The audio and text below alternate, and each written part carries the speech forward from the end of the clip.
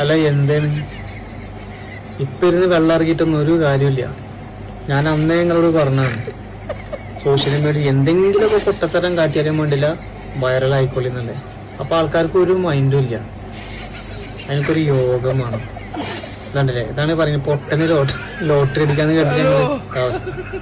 അല്ല സമയം വൈകിട്ടൊന്നും കേട്ടാ, ഇനി ശ്രമിച്ചു കഴിഞ്ഞാല് നമ്മളെ കൊണ്ടൊക്കെ പറ്റും എന്ന് തോന്നുകയാണെങ്കിൽ നോയിക്കോളി. ഓരോരോ അവസ്ഥയില്.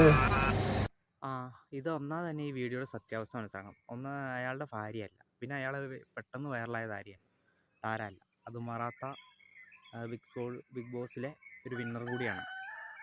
അയാൾ അതിന് അത്യാവശ്യം ഇൻസ്റ്റാഗ്രാമിൽ 1 മില്യണോ 2 മില്യണോ എങ്ങാണ്ട് ഫോളോവേഴ്സും ഉണ്ട്.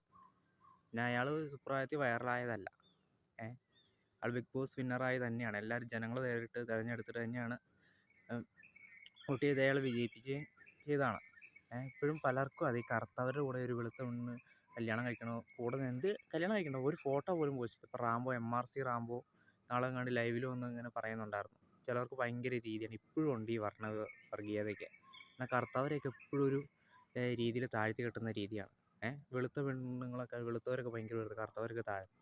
എന്തിനാണ് ഇങ്ങനെ പറഞ്ഞു വെച്ചാൽ ഇതുപോലെ തന്നെയായിരുന്നു ഒരു ടിക്ടോക്ക് ഉണ്ടായിരുന്ന സമയത്ത് കപ്പിൾസായിരുന്നു. നോർമൽ കപ്പിൾസ് അവർ വീഡിയോസൊക്കെ ഇട്ട് പോസ്റ്റ് ചെയ്യുന്നതാണ്.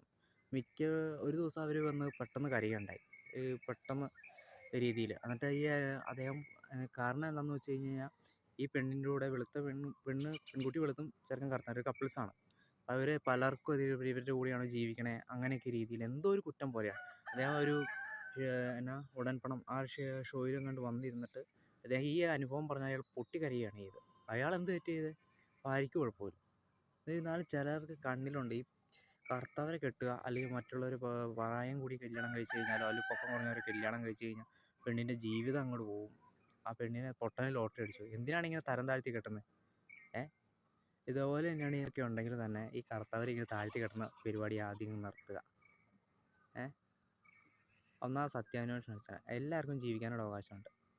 ഒരാൾ ആരുടെ കൂടെ ജീവിക്കണം, ആരുടെ കൂടെ ജീവിക്കണ്ട, എന്നൊക്കെ ഏത് ജോലി ചെയ്യണം, എങ്ങനെ രീതിയിൽ ലൈഫ് സ്റ്റൈൽ കൊണ്ടുപോകണം എന്നൊക്കെ തീരുമാനിക്കുന്നത് ഓരോരുത്തർ തന്നെയാണ്. ഇപ്പം ഞാൻ പറയുന്ന രീതിക്ക് നിങ്ങൾക്ക് ജീവിക്കാൻ പറ്റില്ല എന്ന് പറഞ്ഞാൽ നിങ്ങൾക്ക് ജീവിക്കാൻ പറ്റില്ല. നിങ്ങൾ പറയുന്ന രീതി എനിക്കും ജീവിക്കാൻ പറ്റില്ല. നമ്മൾ ഓരോരുത്തരും ഇഷ്ടമാണ്. നമ്മൾ ആര് വിവാഹം കഴിക്കണം, എങ്ങനെയൊക്കെ ജീവിക്കുന്നത് ഓരോരുത്തരുടെ ഇഷ്ടം തന്നെയാണ്. അതിന് മറ്റുള്ളവരുടെ രീതിക്ക് ജീവിക്കണം, എല്ലാവർക്കും ഞാൻ പിടിച്ച മുയലിന് 3 കൊമ്പ് എന്ന് പറഞ്ഞ രീതി അത് വേണ്ടാത്ത ഒരു കാര്യം തന്നെയാണ്.